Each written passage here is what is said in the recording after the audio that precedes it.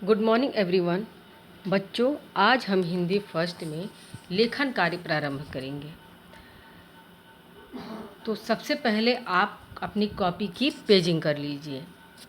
जिस उसके पश्चात आप अपने हिंदी का पहला पेज देखें। वो ऐसा होगा जिसमें एक लाइन पतली होगी और एक मोटी होगी। तो आप पेजिंग करने के बाद आप का लेखन कार्य पेज नंबर 3 से स्टार्ट करेंगे, जैसा कि ऊपर लिखा हुआ है। तो आप पहले पेज नंबर 3 पर आप हेडिंग बनाएंगे, पाठ 1 हिंदी का संसार। जैसा कि आप पिछली कक्षाओं में बनाते थे और आपकी अध्यापिका ने आपको बताया होगा कि कैसे हेडिंग बनाना है और उसको कैसे अंडरलाइन करना है।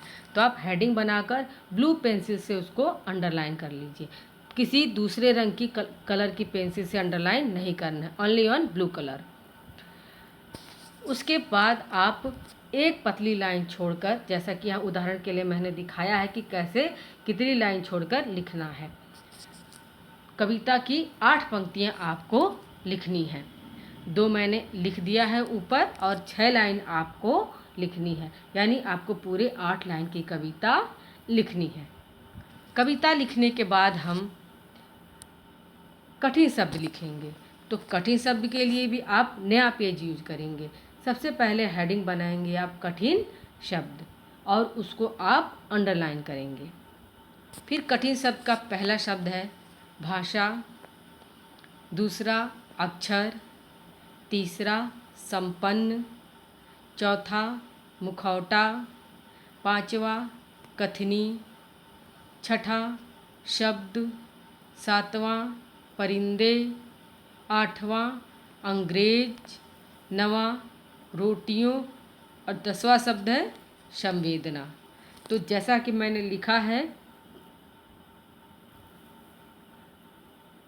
आप वैसे ही लिखेंगे और लिखने के बाद इसको आपको एक बार रिपीट करना है, यानी दोहराना है।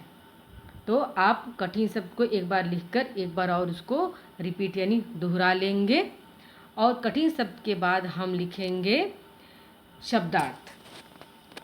तो शब्दार्थ में भी आप पहली लाइन में हेडिंग बनाएंगे शब्दार्थ और उसको आप अंडरलाइन करिए। और जो कि मैंने यहाँ लिखा हुआ है, शब्दार्थ का पहला शब्द है तकदीर, अर्थ है उसका भाग्य, संवेदना अर्थ भावुकता, संपन्न धनी, अंकित छपा हुआ, बेदाम अनमोल, मुखौटा नकली चेहरा, परिंदे पंछी। तो आप शब्दार्थ भी लिख लेंगे और शब्दार्थ लिखने के बाद आप फिर नए पेज पर, यानी आपका शब्दार्थ खत्म हुआ तो ये नहीं कि हाँ 2-3 लाइनें बची हुई हैं तो हमने वहीं से प्रश्नोत्तर प्रारंभ कर दिया, नहीं। आप प्रश्नोत्तर के लिए नया पेज लेंगे। नए पेज पर आप हेडिंग बनाइए प्रश्नोत्तर। प्रश्नोत्तर हेडिंग बनाने के बाद आप फिर उसे अंडरलाइन करिए और पहला प्रश्न आप लिखेंगे। मैंने उदाहरण के लिए आपको प्रश्न और उत्तर दोनों लिख दिया है कि आपको कैसे लिखना है उसको। कविता में हिंदी भाषा के किन किन कवियों का उल्लेख किया गया है? तो उत्तर है कविता में मीरा, केशव, जायसी, तुलसी, सूरदास, कबीर आदि कवियों का उल्लेख किया गया है। तो बच्चों देखिए मैंने कैसे लिखा है, किस अक्षर को किस तरीके से बनाया है, आप वैसे ही लिखेंगे। और लिखावट पर विशेष आप ध्यान देंगे, यानी लिखावट आपकी सुंदर होनी चाहिए और साफ होनी चाहिए। और एक प्रश्न होने के बाद आप एक लाइन छोड़कर दूसरा प्रश्न प्रारंभ करेंगे, जैसा कि मैंने यहाँ पर किया है। तो दूसरा प्रश्न देखिए। दूसरा प्रश्न है हिंदी एक संपन्न भाषा है, इस भाव को बताने वाली पंक्तियाँ कविता से छांट कर लिखो। उत्तर है हिंदी एक संपन्न भाषा है, इस भाव को प्रकट करने वाली पंक्तियाँ हैं शब्द शब्द संवेदना, अक्षर अक्षर प्यार, हर सुख से संपन्न है हिंदी का संसार। तो ये आपके दूसरे प्रश्न का उत्तर है। फिर है तीसरा प्रश्न है कवि ने किन पंक्तियों के माध्यम से अंग्रेजी बोलने वाले भारतीयों पर व्यंग किया है? तो उत्तर है इसका, हिंदी तो छोड़ी मगर बन न सके अंग्रेज, एक मुखौटा उम्र भर रखते रहे सहेज। तो ये आपके तीसरे प्रश्न का उत्तर भी पूर्ण हुआ। फिर चलते हम चौथा प्रश्न। चौथा प्रश्न बच्चों ये आपके लिए नए तरह का प्रश्न है। अब तक आपने एक शब्द में या ऐसे प्रश्न देखे होंगे जिसका उत्तर आपको पुस्तक में मिल जाता होगा, लेकिन यहाँ पर कविता निम्नलिखित पंक्तियों का संदर्भ सहित भावार्थ लिखिए प्रश्न पूछा है।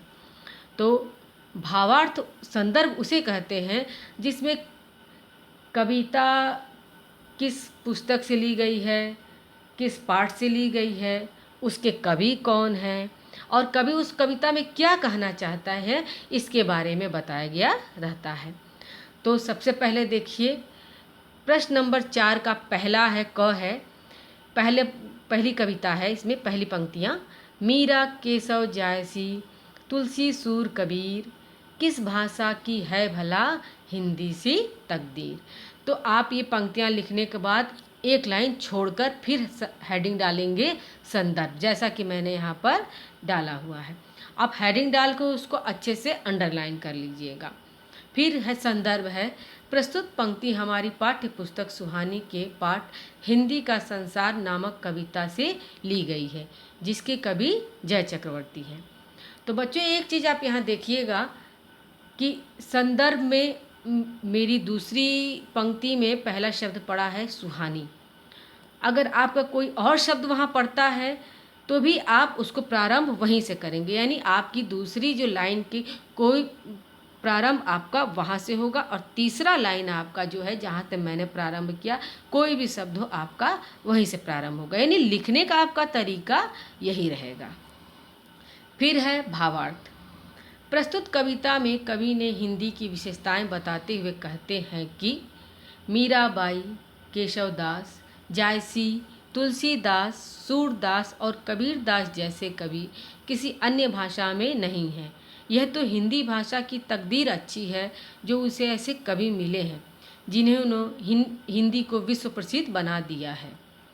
तो ये आपका पहली पंक्ति का अर्थ हुआ। उसके बाद है दूसरी पंक्ति, कथनी के कुछ अर्थ हैं, करनी के कुछ अर्थ, 100 हिंदी दिवस भी ऐसे में है व्यर्थ।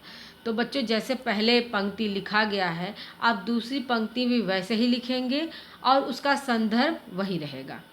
तो आप पंक्ति लिखने के बाद संदर्भ लिखिए और संदर्भ के बाद आप भावार्थ हेडिंग डालकर फिर इसका भावार्थ लिखेंगे। भावार्थ है, प्रस्तुत पंक्ति में कवि कहते हैं कि आज के समय में सभी हिंदी को अपनी मातृभाषा कहते हैं परंतु हृदय से उसे अपनाते नहीं। अगर हम अपनी मातृभाषा हिंदी को सम्मान नहीं दे सकते तो 100 बार हिंदी दिवस मनाए तो वह व्यर्थ है। तो ये दूसरी पंक्ति का अर्थ हुआ। उसके बाद हम अभ्यास पर चलते हैं। तो अभ्यास पहले आप कॉपी में हेडिंग बनाइए अभ्यास, फिर आप हेडिंग को प्रश्न लिखेंगे, निम्नलिखित शब्दों को अपने वाक्यों में प्रयोग करें। तो पहला शब्द है भाषा, दूसरा उधार, तीसरा सुख और चौथा नाम, जिसका प्रयोग आप स्वयं के शब्दों में करेंगे। तो बच्चों लिखावट पर विशेष ध्यान दीजिएगा कि आपकी राइटिंग सुंदर हो और साफ हो। और इसी के साथ यह पाठ समाप्त होता है। धन्यवाद।